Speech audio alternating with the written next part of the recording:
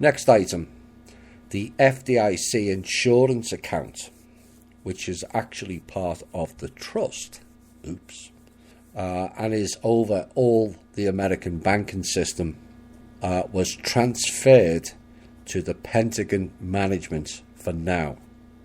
In essence, a replacement treasury for now.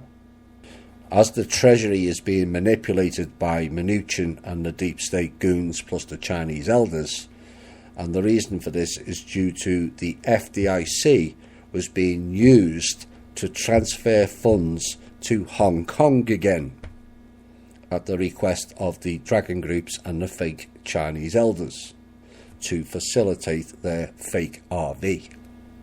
Now, on Wednesday, Hong Kong demanded that the Pentagon then transfer the funds that Kim had sent to them over to Hong Kong, and the Pentagon told them it's not happening, which has caused much bedlam, I will say. I won't go any further on that.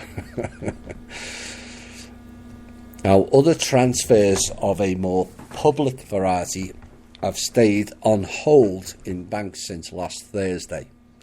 These were not pushed through by the Pentagon, which raises minor concerns at this time, but that can be overcome eventually.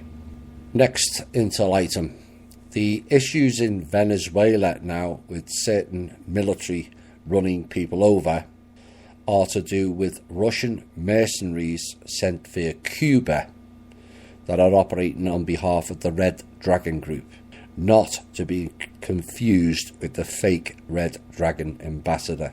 This is an actual Red Dragon group out of Russia, old Russia. Now, these are old Gorbachev and KGB goons, which represent the deep state in Russia and are not connected to Putin, as I understand it. It's not just America that has deep state. Next item, issues now surfacing in Ecuador and related to Mr. Assange is largely down to Mike Pence doing backdoor deals, not at the request of the president, I might add. Mr. Pence will be exposed for many things soon.